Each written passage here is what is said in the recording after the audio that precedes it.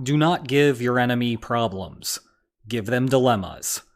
It's fast becoming a cliche in the comments section, but it's a powerful philosophy. You see, problems have solutions.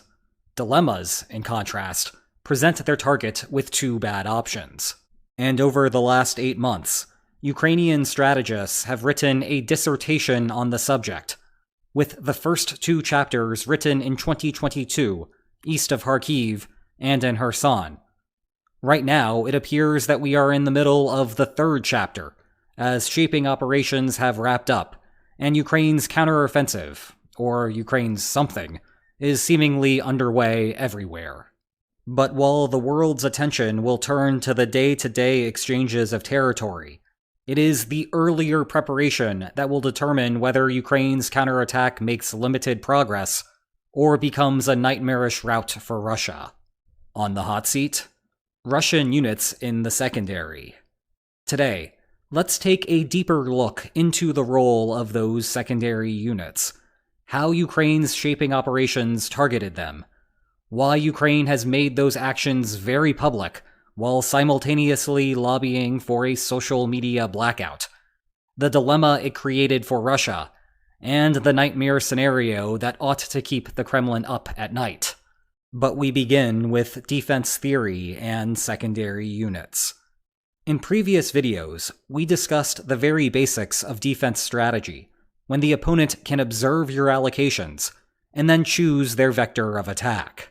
Recall that, as the defender, your central goal is to equalize all of your vulnerabilities.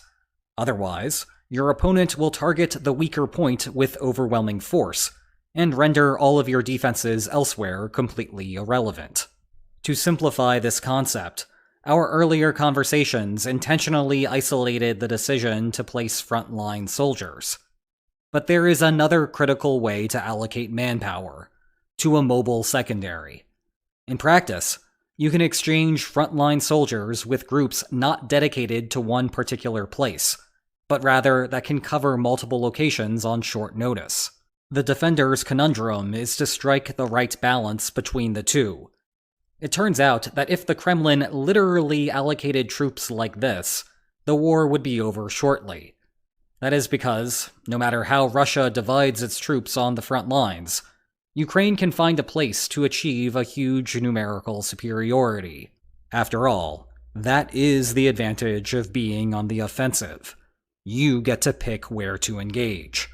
And that means that rather than dispersing your troops aimlessly, you can congregate huge masses of troops along a single vector. The only direct way to match Ukraine on the front lines is to congregate a ton of Russian troops in the same place. But then Ukraine simply goes around, because the rest of the front lines are unguarded. That is not a good way to take over the country. Spreading out resolves that problem. But now, wherever Ukraine goes, the blue and yellow outnumber the invaders. And remember, even in the places where Russians are numerous, the reason there are so many there is to counterbalance the area's natural vulnerabilities. Now, it is true that the defenders have the advantage of fighting from cover, but that is still not enough to overcome the attacker's numerical superiority. Again, not a good way to win a game of capture the flag. Instead, the defenders should split their allocations between dedicated defenders on the front lines and mobile secondary units. Each has a distinct role. Those on the front lines need to be prepared for a very bad day. If the attacker chooses to target their specific position, they must hold tight as they stare down the more concentrated enemy. This is a matter of stalling. The goal is usually not to use your trenches or other defensive advantages to win the battle. Rather, you want to hold the position for long enough that the mobile secondary units can arrive. That will even the numbers. And because you are defending, having roughly even numbers is likely good enough for you to secure a win. Thus, there is a trade-off. The more soldiers you have on the front lines, the less likely the attacker will be able to achieve an immediate breakthrough. That's good news for you. But the more soldiers you place in the mobile secondary, the more likely you are to win conditional on no breakthrough occurring. The problem here is that you only have finite resources, and you cannot have everything. Thin out the front lines too much, and you lose immediately. Thin out the secondary too much, and you lose eventually. In practice, there are still some subtleties in how you would actually want to deploy your soldiers. Centralizing mobile secondaries is helpful because it allows for greater coverage. But it also means that the fringe areas will take longer to see their first reinforcements arrive, if the opponent aims in those directions. And it takes even longer for the last groups to show up. Thus, you might wish to be a little stingier with the frontline troops in the middle areas, because the cavalry will arrive sooner and in greater numbers there. Meanwhile, you might want to buff the front lines on the flanks due to the same logic in reverse. But the bottom line is that you still need to plan your strategy to even out the weaknesses along the entire front line. And while it may be tempting to overload the secondary units to cover your bases, if you thin out the front line too much, the secondary will soon find out that there are no bases to cover. That is the main strategic problem. Now let's talk about how Ukraine executed its shaping operations to exploit this framework. Shaping operations are not the thrust of the attack. Think of them instead as the preliminary bouts leading up to the main event. At the risk of condensing 6 months of activity down to a minute or so, consider what Ukraine has been up to since the previous counterattacks. Ukrainian forces stayed in Bakhmut, convinced Russia to engage in urban combat, and caused enough casualties during the slow retreat to induce a public spat among Russian leadership. Even after losing the city, Ukraine has pressed around its outskirts to force Russian troops to flow in, even as Wagner mercenaries withdraw from the area. By the end of the spring, the major news stories had crossed the border into Russian territory. The clearest phase of this featured repeated attacks by Russian partisans in the Belgorod region, first coming from the west of Kharkiv, then pausing briefly, then coming from the east of Kharkiv. But it may have also included drones of uncertain origin flying over the Kremlin, and then later drone attacks in the posh, Kremlin-aligned Moscow suburbs. Western intelligence currently indicates that Ukrainian-sponsored partisans, perhaps like those engaged in the cross-border raids, may have been responsible for those attacks.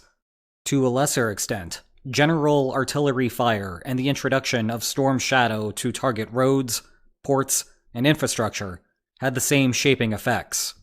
What is interesting about this is how very public Ukraine has been about the activities, even if the government has been circumspect regarding authorization and responsibility. This has happened concurrently with an emphasis on operational security, and for social media to not report on the movement of Ukrainian soldiers. The reason is because it causes a dilemma back in the Kremlin. All of these are working in some way to exploit the same political handcuffs that plagued Russia in September of 2022. The Kremlin is short on warm bodies. Secrecy is not an issue here. Russia knows exactly what is going on, but good answers are still not forthcoming. The problem is, short of a fuller mobilization, Russia can't do much about it. The actual dilemma is as follows. Draining Russian personnel had the obvious effect of reducing the total resources available to distribute. Expanding the front lines meant that Russia had to do more, but with less. And perhaps forcing the Kremlin to reassign security personnel deep inside of Russia to guard against drone attacks made things even worse. It is a dilemma because Russia cannot just ignore its Belgorod or Moscow problems, lest Ukraine and its Russian partisan allies pick away forever. But to do all of this and be effective requires more soldiers. The question is, where can Russia get those troops from? The Kremlin does not actually have this many resources to allocate, and if you do not replenish the front lines, Ukraine will immediately break through and render whatever secondary group you have irrelevant. So you disproportionately reduce the secondary group, and redistribute those that remain to the best of your abilities. But as Ukraine approaches, there is now a real strategic tension on the battlefield. Ukraine still needs to keep secret where exactly the offensive is going to go. Otherwise, what's left of Russia's mobile secondary can get a head start. That is why the Silence campaign is so focused on suppressing information on Ukrainian troop movements. It is also why the initial thrust of the counterattack seems to be aimed everywhere, with Ukraine probing to open up soft spots without revealing the true intended target, and thereby denying the secondary additional time to deploy. Instead, the secondary has to remain frozen. But wherever Ukraine ultimately goes, if the blue and yellow can puncture through the front lines, it is off to the races. The mobile secondary units only pack their full punch if they can fight from cover. If Ukraine breaks the front lines before the secondary arrives, then Russia is in trouble. The secondary either takes heavy losses or has to disengage. Further, Ukraine can go up and down the front line from flanking positions and render other defensive fortifications irrelevant. This is essentially what happened during the September 2022 counteroffensive east of Kharkiv. The question is how far Ukraine can go before Russia can stabilize. Call it the Azov Sprint to the Sea 2023. This also makes sense of why the spring counteroffensive took so long to come to fruition. While most of the public focus over the prior 6 months was about Ukrainian soldiers completing Western training, Ukraine needs the ground to be completely dry so it can fly through the territory and not end up like this. Of course, Russia also benefits from dry ground to keep its secondary units mobile.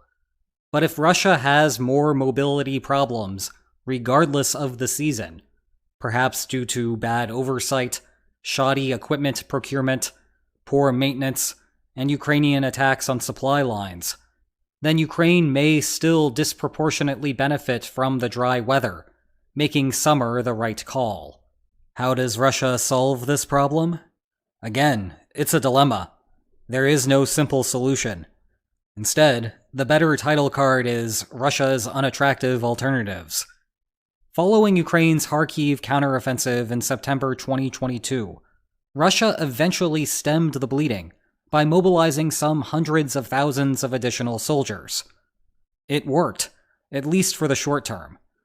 But combine the winter grind and the need to redeploy soldiers to Russian territory, and those September call-ups appear to no longer be enough.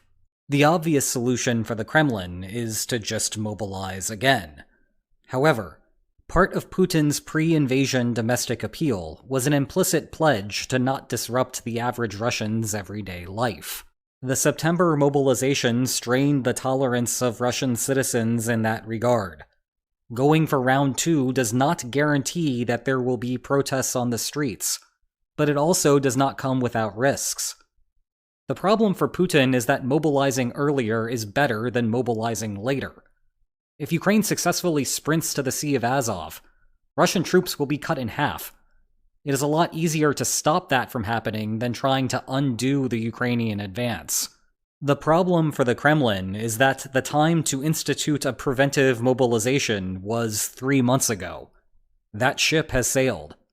And now we will see if Russia can hold on to its front lines for long enough for the secondary coverage to arrive, or whether Ukraine will zip right through, and then we will see just how far the counteroffensive can go before it runs out of steam.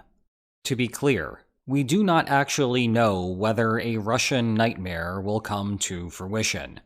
After all, there is significant disagreement between Russia and Ukraine over each side's ability to win this war.